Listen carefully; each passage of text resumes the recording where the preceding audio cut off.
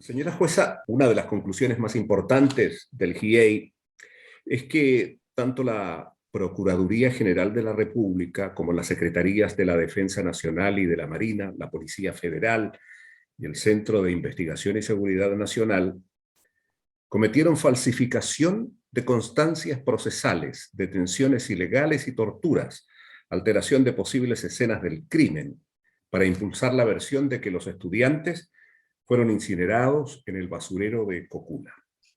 Dos aclaraciones indispensables. Primero, aquí hay un relato premeditado para inventar una realidad falsa. ¿Por qué? Pues yo lo que pienso es que ante la evidencia que hemos encontrado, lo que muestra, por ejemplo, la adulteración el primer día de las bitácoras de la Policía Municipal de Cocula, Policía Municipal de Iguala y Policía Federal de Iguala, es que algo sucedía que no querían hacer evidente. Inclusive hay un dato que tenemos desde el principio también, y es el tema de que ya habiendo muertos en el ataque y la agresión de los estudiantes, inclusive se hace una tarjeta informativa por Policía Federal que dice que en ese momento hay saldo en blanco, es decir, comillas, que no había ningún herido ni muerto. Cuando ya había dos muchachos, por lo menos muertos, y uno que quedó cuadraplégico, como es el caso de Aldo. Entonces empezamos a ver que desde el primer día se hace una construcción de hechos que no coinciden con la realidad. Después vemos que obviamente afirman que hay colusión y se comprueba que hay colusión de algunas autoridades en Iguala, como es la Policía Municipal de Iguala y la Policía de Cocula. Digamos, esa es la primera parte en donde nosotros trabajamos claramente hasta el 2016. Cuando nosotros regresamos a México en el 2020 como GIEI, encontramos que muchas de las cosas que se habían hecho para justificar la identificación, por ejemplo, de los detenidos, obedecía a procedimientos de tortura, obedecía a procedimientos de constancias falsas de lugares donde habían sido capturados los sujetos. Había actas de la PGR falsas en donde se trataba de legalizar la presentación de algunos de los detenidos diciendo cosas que no eran ciertas. Se inventaron entonces llamadas anónimas que no existieron. Se inventaron entonces capturas en lugares donde nunca pudieron ser. Y se inventaron incluso personas que habían sido los captores que tampoco participaron en el operativo inicial de captura.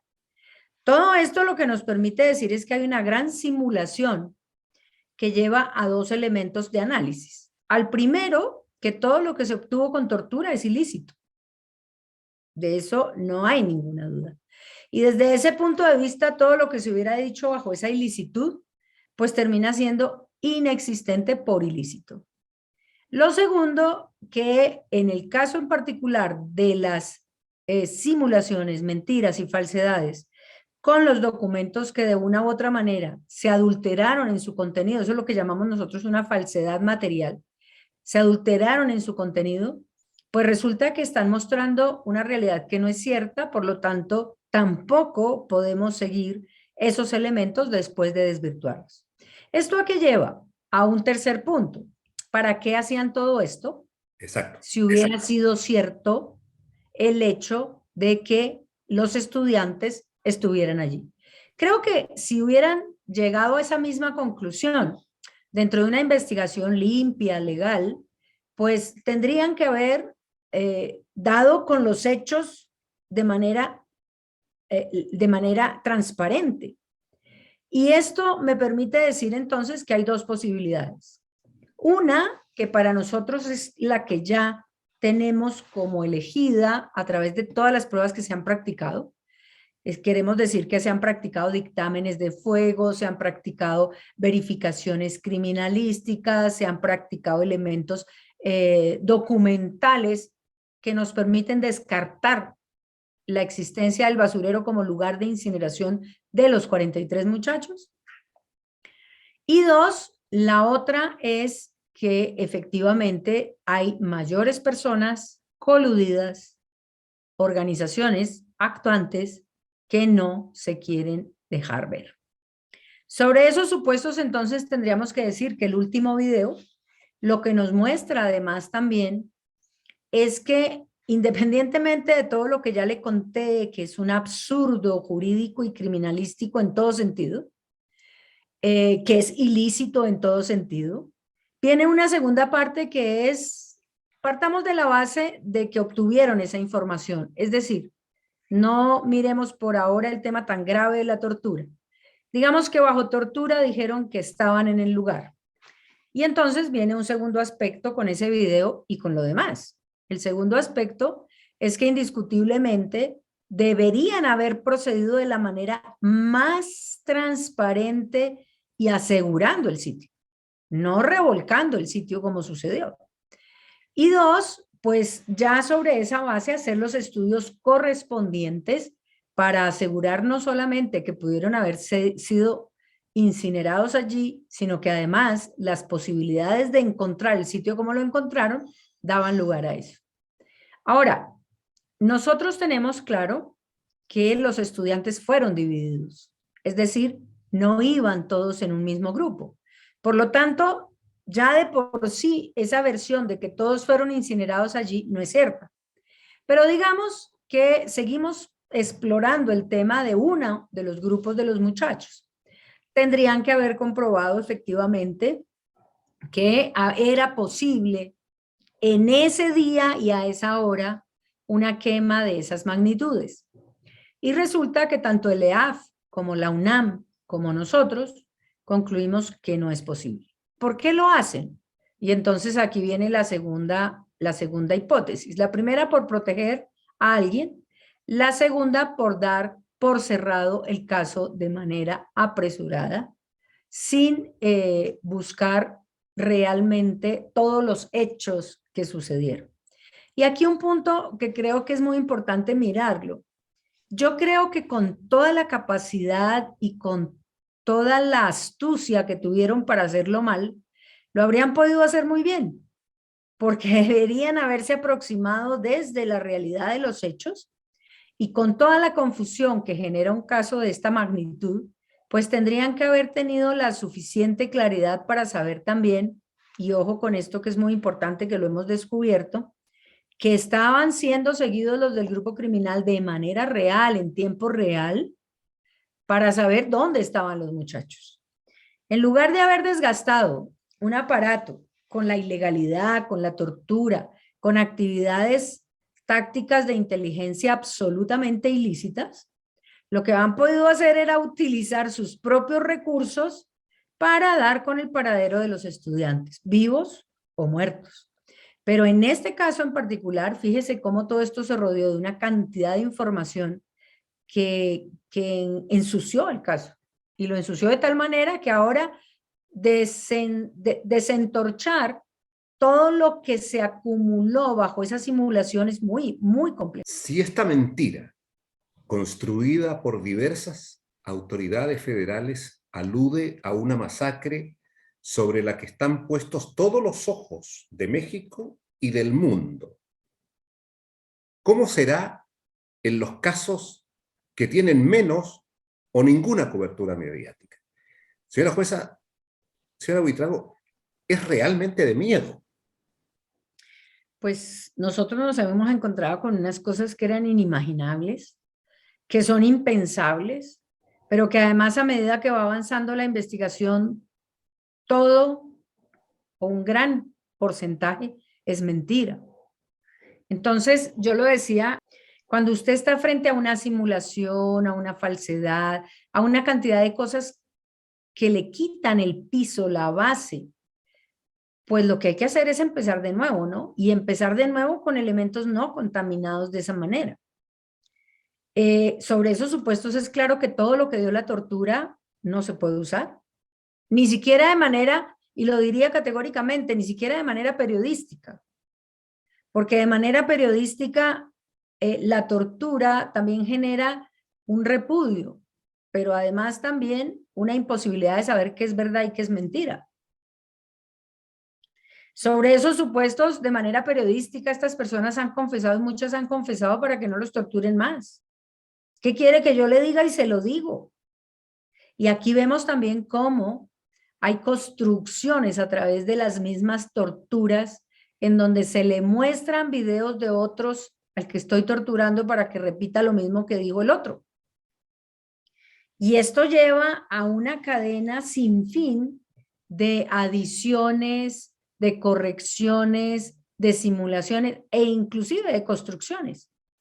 Ahora, nadie dice, como digo yo, que esas personas no se deban investigar. Se deben investigar porque por alguna razón tienen elementos que conocen y saben que pueden ser de esos delitos o de delitos anteriores. Pero no es la manera. Usted es jueza. Si se distorsiona la realidad de manera tan flagrante, supongo que se puede deducir que quienes incurrieron en esas acciones, todos, tienen responsabilidad penal. Sí, realmente yo fui fiscal hace algunos años, pero además en derecho, todos los que participan dentro de un recorrido de construcción simulada cometen un delito que se llama falsedad en documento público e inclusive fraude procesal. Esto lleva sin lugar a dudas a que se es consciente que cualquier alteración dentro de una información que construye un operador público puede llevar a engañar a un juez y puede llevar a engañar a toda una sociedad dentro de un proceso y como tal a la justicia. Desde ese punto de vista, si usted dice que la persona fue capturada a las 9 de la mañana en X lugar y no lo fue, sino que ha sido torturada durante 2 días, también deja de decir cosas que invalidan inclusive la versión de ese sujeto. No solo la detención que es ilícita, no solo la forma en que se lleva al sujeto, no solo en la forma en que se le tortura al sujeto, que independientemente hay gente que todavía convalida estos métodos, y es lo más aberrante, porque la convalidación de estos métodos en un estado de derecho es precisamente hacer conciencia de que el proceso se va a caer tarde que temprano. Entonces, fíjense que es un trabajo que uno dice, fue un desgaste innecesario, pero además una violación permanente de comportamientos que los lleva ahora a estar respondiendo como están respondiendo dentro de la investigación penal. Si hubo una coordinación de diferentes entidades del Estado de México, si hubo una coordinación, yo creo que es evidente que obedecen a órdenes de quien tiene una gran autoridad. Yo no quiero sacar conclusiones equivocadas, pero me parece realmente imposible de decir otra cosa que aquí alguien mandó o algunos mandaron para que todo esto se hiciera. ¿O estoy sacando conclusiones muy equivocadas? No, digamos que nosotros no, tampoco concluimos hasta ahora porque no tenemos todos los elementos probatorios, pero sí es claro que cuando hay una coordinación debe haber alguien superior que coordina. Y desde ese punto de vista, para aglutinar esas áreas y esas especialidades, debe ser una persona que tiene efectivamente un poder real sobre todas las demás. Sobre esos supuestos, el hecho de conocer que se estaban torturando las personas y no decir, también lo convierte en responsable. El hecho de ordenar esa práctica también lo convierte en responsable. El hecho de conocer después que se usó esa práctica y no denunciar, también lo convierte en responsable. Y fíjese que aquí nos hemos encontrado con que hemos encontrado videos, hemos hallado videos de todas las torturas.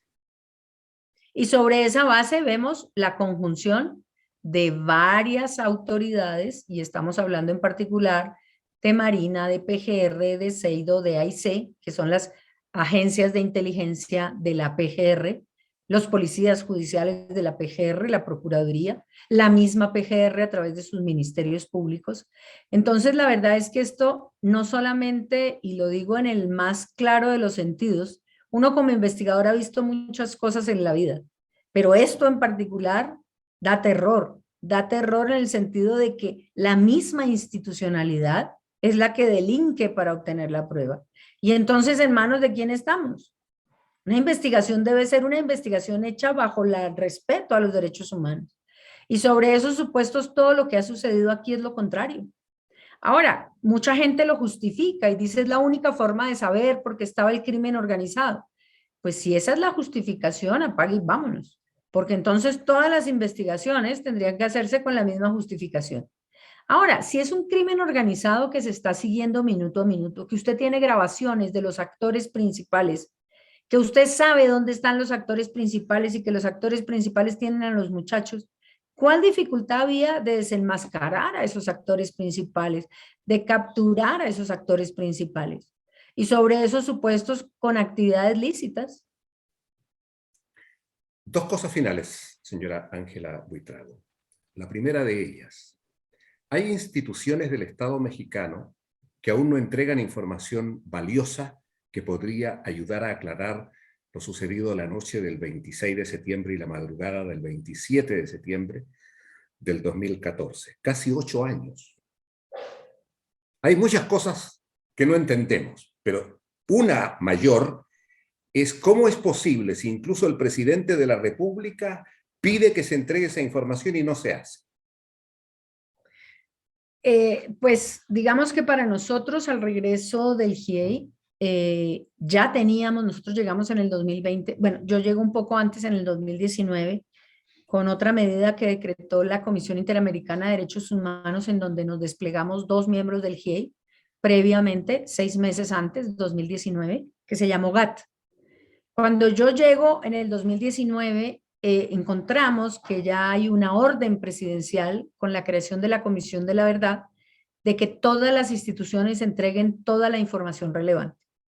Lo cierto es que había habido una entrega mínima, parcial, a través de solicitudes que se hacen de entrega, no a motu propio las instituciones. Inclusive hay una institución en particular que no entrega información inicialmente y después empieza a entregar a partir del año 2019, finales 2020, principios, que es Sedena, y nos empieza a entregar material a través de las solicitudes que se hicieron en concreto y posteriormente nos permite entrar al archivo. Pero esto fue con 3 reuniones muy fuertes con el presidente de la República, que les dijo sencillamente, yo di la orden y la orden se cumple. En 3 ocasiones tuvo que ponerse bastante molesto el presidente, incluso llegó a decir categóricamente que el que no cumpliera la orden se iba, y sobre esos supuestos, digamos que se empezó a entregar la información. En este caso en particular tenemos claro que hay una serie de información que no se ha entregado en su totalidad y que responde precisamente a esos seguimientos que todavía decimos, no sabemos si están autorizados o no, pero que en el caso de la desaparición forzada ponían en evidencia quiénes tenían a los muchachos y en qué lugares tenían a los muchachos. Y entonces aquí, sobre esos supuestos, ellos alegan que tienen facultad para hacer una interceptación de estas mensajes o llamadas, y que obviamente esos mensajes o llamadas pues permiten saber quiénes eran, por lo menos quiénes interlocutaban, dónde estaban los muchachos. Hay un mensaje que dice que tienen 17 en una cueva, 3 días después de los hechos, y que X persona les está subiendo comida. Este elemento era un elemento vital para haber seguido en su momento, para haber desplegado la fuerza para saber dónde estaban y rescatarlos. Pero lo cierto es que fíjese cómo acuden a simulaciones para llegar al basurero. Entonces, todas estas cosas son cosas que no entendemos desde el punto de vista operativo ni desde el punto de vista de búsqueda de los criminales. Y sobre esos supuestos, lo cierto es que los muchachos a hoy solamente hemos reconocido, lamentablemente a través de restos óseos, a 3 de los estudiantes ya. A Alexander Mora Venancio, a Cristian Rodríguez Telumbre y a Yoshivani de la Cruz. Faltan 40 estudiantes. Seguimos en la labor de buscar, nos han dado una información, estos últimos restos han sido encontrados en un lugar diverso al basurero, han sido encontrados a través de una versión de un testigo protegido, y sobre estos elementos se ha confirmado, por lo menos en estos dos casos, que los estudiantes fueron arrojados en otro lugar. Este es otro tema que usted va a encontrar también muy particular. La barranca de la carnicería queda a 1 kilómetro más o menos del basurero de Cocula. Los argumentos que dan las personas que sostuvieron el tema del basurero de Cocula dicen, ¿qué más da? Están muertos. ¿Y qué más da si es un lugar o otro? No, pues ¿qué más da? Sí da, porque los modus operandi fue diferente, las circunstancias fueron diferentes. No es lo mismo decir que llegan incinerados a un sitio y solo llegan en restos, o decir que se queman en el sitio. ¿Quiénes participaron? ¿Quiénes podían ver? ¿Quiénes estuvieron actuando? Y creo que esta simplicidad de ya, no busquen más, al fin y al cabo ya están muertos, ha convertido esto en una verificación de que hay personas que consideran que les da lo mismo una historia que la otra. Y creo que aquí es donde uno tiene que rescatar el elemento de que debe ser la verdad lo que alimente la judicialización y no poner tampoco a personas a responder sin haber tenido participación en los hechos, como sucedió con algunos de los que detuvieron esos días. A propósito de lo mismo y para concluir, ¿cuáles son las perspectivas? Y aquí me voy a demorar, porque yo puedo entender que exista información importante que no se puede dar a conocer por razones de investigación. Pero ¿tiene usted señales que permitan tener esperanzas de que algún día se va a saber la verdad de lo que pasó? Y esta pregunta, que parece bastante obvia, no lo es para los familiares de los 40 estudiantes que aún no aparecen. Porque, y sin deseo de grandilocuencia ni de buscar cosas espectaculares, pero lo cierto es que toda esa gente ha vivido todos estos años, casi 8 años, en la tristeza y en el dolor, y no va a poder recuperar su vida si no conoce la verdad y entierra a los suyos. ¿Hay esperanzas? Yo creo que aquí puede haber esperanzas, primero, si logramos quitar todo lo que es mentira, porque al quitar todo lo que es mentira nos permite también saber qué fue. Y dos, creo que podría haber esperanzas si se cuenta con toda la información que en tiempo real se levantó de dónde podían estar los muchachos. Y aquí un punto importante, yo creo que para los padres y en honor a los padres, no se les puede entregar cualquier versión por completar la historia, sino que yo me acuerdo mucho de una madre aquí en Colombia con el paramilitarismo que le decía: a mí lo único que me interesa saber, ya sé que está muerto, pero lo único que me interesa saber es por qué mi hijo, por qué usted mató a mi hijo. Y creo que esa realidad es una realidad que se le debe a los padres, se le debe a la familia, pero también se le debe a la sociedad mexicana. Así que sobre esos supuestos nosotros estamos haciendo todo el deber de buscar hasta el último rincón para saber realmente qué fue lo que pasó. Y fíjese cómo aquí hay una realidad que se cae, que pusieron algunos actores anteriores, como la PGR, y una realidad que muestra algo mucho más duro, y es construir una versión que puede llevar también a deformar la realidad de los hechos, y que por eso también se puede estar dando la multiplicidad de la violencia en México. La impunidad que se genera con esto es abrumadora. La impunidad permite que se reproduzcan estas formas de violencia, y la impunidad permite que hoy más muchachos hayan sido desaparecidos. Así que creo que es un compromiso, y un compromiso que nosotros hacemos hasta el fondo para poder determinar qué fue lo que pasó.